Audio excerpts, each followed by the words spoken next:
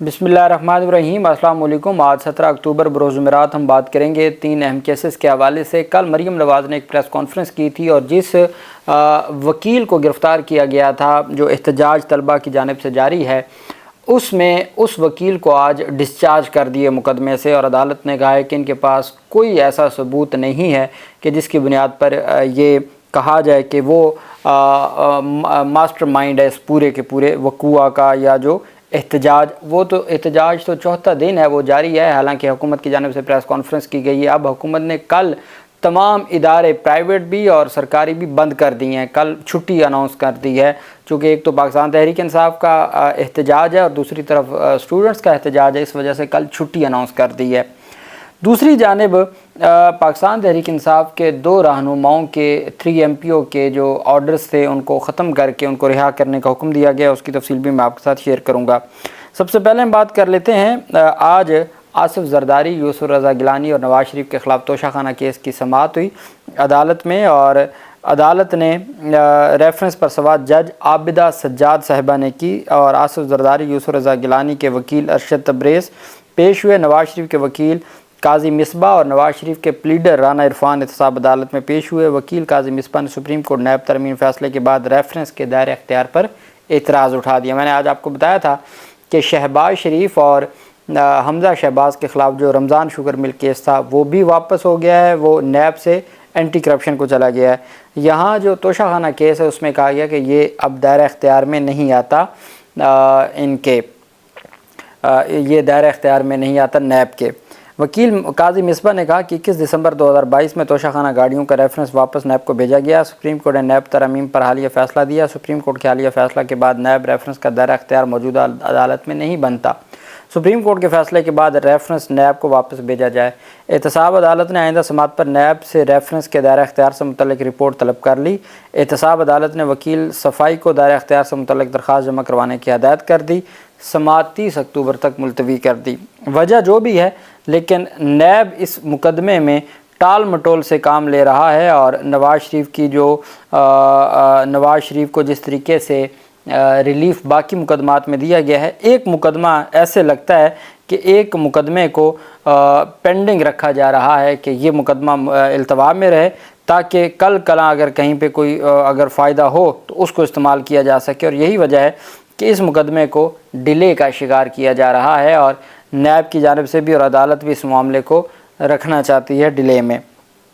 दूसरी जानिब आज़म सवाती का जिस्मानी रिमांड ख़त्म होने के बाद उनको आज अदालत में पेश किया गया था और उनको जुडिशल रिमांड पर जेल भेज दिया गया है। आज़म सवाती को 7 रोज़ा जिस्मानी रिमांड मुकम्मल होने पर दहशतगर्दी अदालत में पेश किया गया था। जज अबुल असनाद जुल्करनैन ने आज़म सवाती को जुडिशल कर दिया। आज़म सवाती के ख़िलाफ़ थाना संगजानी में मुकदमा दर्ज था।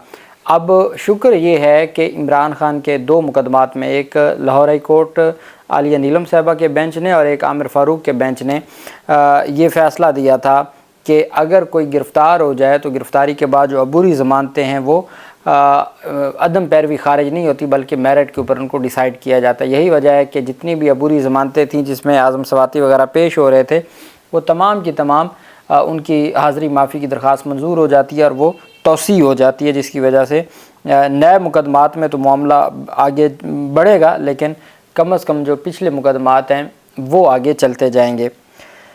एहतजाज का जो मामला है उस पर एक FIR दर्ज की गई है और FIA की जानिब से ये मुकदमा दर्ज किया गया जिसमें वकला को भी शामिल किया गया है और सहाफ़ियों को भी शामिल किया गया। इमरान रियाद ख़ान के ख़िलाफ़ ये मुकदमा है कि जी पंजाब कॉलेज का जो मुबैना तौर पर मामला था और फिर उसके बाद जो पूरे पंजाब में एहतजाज हुआ, तो ये एहतजाज में जो एहतजाज शुरू करवाने वाले या जो एहतजाज के लिए इंस्टिगेट करने वाले और कुछ साजिश में ये लोग मुलव्वस हैं। कौन? सहाफ़ी। वो सहाफ़ी जो एहतजाज की कवरेज कर रहे थे उन पे मुकदमा दर्ज कर लिया गया।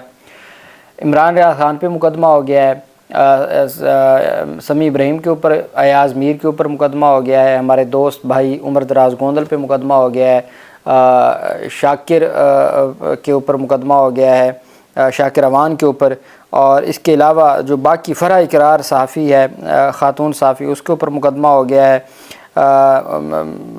राबिया मलिक पे, साकिब जमील, एडवोकेट मियाँ उमर, हसीब अहमद, इन लोगों पे मुकदमा दर्ज हुआ है। مقدمے میں کہا گیا جی کہ جو ہے وہ جو 14 اکتوبر کو لاہور کے ایک پرائیویٹ کالج کے طالبہ سے مبینہ زیادتی کی خبر جو پھیلائی گئی، اور اس بنیاد پہ یہ مقدمہ درج ہوا ہے کن کی مدعیت میں، کالج کی مدعیت میں، پنجاب کالج کی مدعیت میں یہ ایف آئی آر درج کی گئی ہے، اور اس میں ان لوگوں کو نامزد کیا گیا ہے۔ اس میں وہ بھی ہیں جنہوں نے سمپل اتنا احتجاج کے بارے میں کوئی تفصیل دی ہے، ان کو بھی اس مقدمے میں نامزد کیا گیا ہے، ٹویٹر کے اوپر یا انسٹاگرام کے اوپر یا یوٹیوب کے اوپر یا کہیں بھی کوئی بات کی ہے تو ان کو مقدمات میں ملوث کیا گیا ہے۔ 38 یہ لوگ ہیں جن کے اوپر پروپیگنڈا کرنے کے الزام میں یہ صحافی اور یوٹیوبر سمیت 38 جو ہیں افراد کو نامزد کیا گیا ہے۔ اب جس کے بارے میں مریم نواز نے کل ایک پریس کانفرنس کی، وہ ایک ٹک ٹاک بناتا ہے، وکیل ہے، تو اس کے خلاف یہ فیصل شہزاد ان کا نام ہے، اور انہوں نے کوئی ٹک ٹاک کے اوپر ویڈیو کی اور ویلاگ کیا جس میں انہوں نے احتجاج سے متعلق کوئی بات کی۔ مریم نواز نے وہ پریس کانفرنس کی، مریم نواز نے اس کی ایک ٹویٹ، مریم نواز نے ٹویٹ کیا اس فیصل شہزاد ایڈوکیٹ کی تصویر کو جو عمران خان کے ساتھ تھی کہ جناب یہ دیکھیں یہ وہ وکیل ہے جس نے یہ سارا کچھ کیا ہے، اور یہ شروعات مرکزی ملزم وہ تھا اس ایف آئی آر کا، ایف آئی اے کی اس ایف آئی آر کا مرکزی ملزم فیصل شہزاد ایڈوکیٹ تھا۔ وزیر اعلیٰ پنجاب نے پریس کانفرنس کی، سارا ملبہ پی ٹی آئی اور اس کے اوپر ڈالا، اور ساتھ ٹویٹ کر دیا جی کہ یہ اس کو گرفتار کر لیا گیا ہے، قانون کے مطابق اس کے خلاف کارروائی کی جائے گی، اور یہ بندہ وہ ہے جو ملوث ہے۔ آج اس ٹویٹ کا ذکر بھی ہو گیا، اس کو ریمانڈ کے لیے لایا گیا اور 14 دن کا ریمانڈ مانگا ایف آئی اے نے۔ نعیم بخش جوڈیشل مجسٹریٹ تھے ان کی عدالت میں۔ میاں فیض علی ایڈوکیٹ سینئر ایڈوکیٹ ہیں سپریم کورٹ آف پاکستان کے، میرے استاد محترم ہیں، اور وہ ابھی جو ہونا ہے 2025 میں لاہور بار ایسوسی ایشن کا الیکشن، اس کے صدر کے امیدوار ہیں۔ وہ اس میں وکیل تھے، چونکہ وکلا کا معاملہ تھا، وہ بار کے امیدوار بھی ہیں، تو وہ بذات خود اس کیس میں پیش ہوئے وکیل فیصل شہزاد کی طرف سے میاں فیض صاحب۔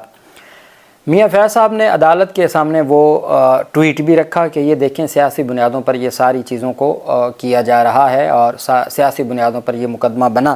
کل وزیر اعلیٰ پنجاب نے عمران خان کی تصویر کے ساتھ یہ سارا کچھ سامنے لائیں۔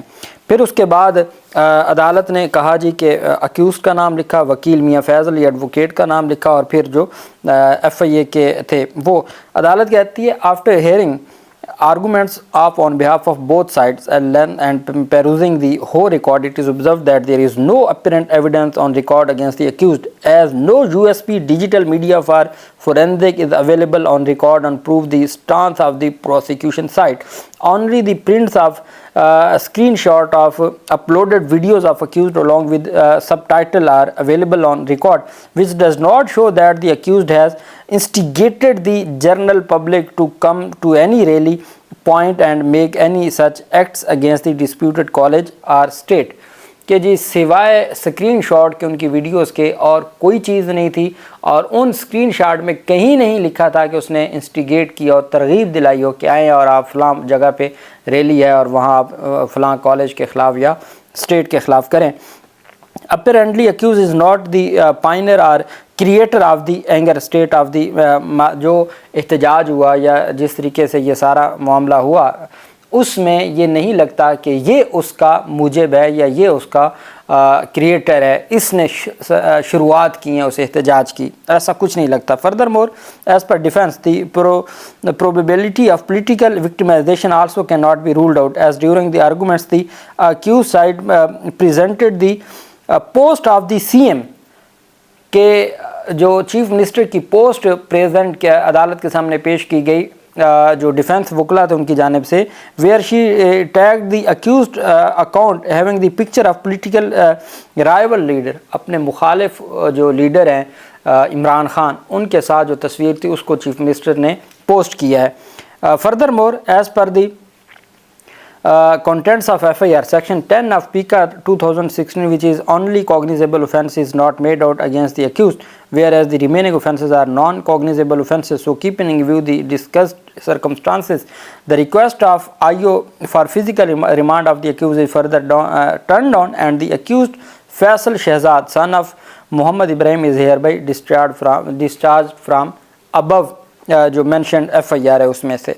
یہ جناب نسیم بخش ہیں، جوڈیشل مجسٹریٹ ہیں سیکشن 30 کے، اور یہ میرے خیال میں ڈیوٹی مجسٹریٹ تھے، جوڈیشل مجسٹریٹ، اور ان کی جانب سے اتنا بڑا فیصلہ آیا اور باقاعدہ طور پر لکھا گیا کہ چونکہ وزیر اعلیٰ پنجاب نے ایک پوسٹ کی تھی اور اس بنیاد پہ جج صاحب نے کہا جی کہ ان کو بری کیا جاتا ہے، ڈسچارج کیا جاتا ہے۔ اب یہ مرکزی ملزم ہے، سیکشن 10 کی حد تک عدالت نے آبزرویشن دے دی ہے، اور باقی پھر باقیوں کے خلاف جو صحافی ہیں ان کے خلاف تو مقدمے کچھ نہیں بچتا۔ اس کی تو 13 ویڈیوز تھیں، اس کے تو سب کچھ موجود تھا، اس کو جب ڈسچارج کر دیا تو باقیوں کے خلاف تو مقدمہ بنتا ہی نہیں تھا۔ یہ خیر ایک عدالت کی جانب سے آج فیصلہ سامنے آیا ہے۔ اچھا، محکمہ اسکول ایجوکیشن اور ہائر ایجوکیشن کی طرف سے جاری کردہ نوٹیفیکیشن کے مطابق صوبے بھر میں کل تمام تعلیمی ادارے بند رہیں گے اور چھٹی کر دی گئی، چونکہ پاکستان تحریک انصاف نے بھی کل اناؤنس کیا ہوا ہے کوئی احتجاج، اور ساتھ اسٹوڈنٹس کی جانب سے بھی چونکہ احتجاج چوتھا دن ہے جاری ہے، اس وجہ سے یونیورسٹیاں، کالج، پرائیویٹ اسکول ہر چیز بند کر دی گئی ہے۔ صوبے میں امن و امان کا قیام 2 دن کے لیے دفعہ 144 نافذ کر دی گئی ہے، پورے پنجاب میں، کسی ایک علاقہ میں نہیں، پورے پنجاب میں دفعہ 144 نافذ کر دی گئی ہے۔ سیکرٹری جنرل پاکستان تحریک انصاف سلمان اکرم راجہ صاحب کی جانب سے آج پریس کانفرنس کرتے ہوئے کہا گیا کہ ہم ہرگز انتشاری جماعت نہیں ہیں، انتشاری وہ ہیں جو آپ ایوانوں میں بیٹھ کر آئین کی دھجیاں اڑا رہے ہیں، ہم پر سوچا سمجھا منصوبہ بنا کر الزامات لگائے جا رہے ہیں۔ انہوں نے کہا کہ گزشتہ روز شاہ محمود قریشی کی بہو کو اغوا کیا گیا، ملک بھر میں بربریت اور ظلم کی تاریخ ہے۔ سلمان اکرم راجہ نے کہا لاہور میں الیکشن کے بعد بھی استوں کے غیر محفوظ ہونے کی داستانیں سنی، ریاض فتحانہ اور ڈاکٹر زرکا سہروردی کے اہل خانہ کو ہراساں کیا گیا۔ سلمان اکرم راجہ کا کہنا تھا کہ اکثریت اس ملک سے باہر جانا چاہ رہی ہے، ریاست کا بنیادی رشتہ شہریوں کے ساتھ تار کر دیا گیا ہے، ظلم اور جبر کی فراوانی ہے جو کچھ اس ملک میں ہو رہا ہے اسے چھپایا نہیں جا سکتا۔ انہوں نے کہا PTI سے 3 اکتوبر کو آخری بار عمران خان سے ملاقات کروائی گئی، اب 16 دن بعد ملاقات ہوگی اور پابندی لگا دی گئی۔ مینول کے مطابق 8 اکتوبر کو فیملی کی عمران خان سے ملاقات تھی۔ سلمان اکرم راجہ صاحب کا کہنا تھا کہ 1962 سے نظام میں بگاڑ اور تخریب کاری کا آغاز ہوا، اس کے بعد محترمہ فاطمہ جناح کو دھاندلی کے ساتھ الیکشن ہروایا گیا۔ ایوب خان 1964 میں اپنی ساکھ برباد کر چکے تھے، اس کے بعد ہماری تاریخ پستی کا آغاز ہوا۔ انہوں نے کہا آج ہم پھر وہی کھیل کھیلنا چاہ رہے ہیں، ڈنڈے سے پاکستان میں شہد اور دودھ کی نہریں بہانا چاہ رہے ہیں۔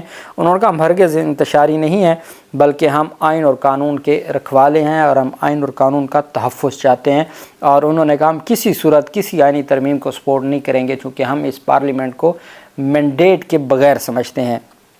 اسی طریقے سے پاکستان تحریک انصاف کے 2 رہنماؤں، ایک صوبائی صدر ہیں بلوچستان کے اور دوسرے رہنما داؤد شاہ اور صادق آغا کے خلاف 3 MPO کے احکامات کے لدم ہو گئے ہیں، واپس لے لیے گئے ہیں اور ان کو رہا کرنے کا حکم دیا گیا ہے۔ انہوں نے احتجاج کی کال دی تھی جس کے بعد ان کو گرفتار کیا گیا تھا اور 3 MPO کے تحت ان کی نظر بندی کے احکامات جاری کیے گئے تھے جو اب ختم ہو گئے ہیں اور ان کو رہا کرنے کا حکم دے دیا گیا ہے۔ اللہ پاک پاکستان کامیاب ناصر ہو۔ بہت شکریہ۔ اللہ حافظ۔ پاکستان زندہ باد۔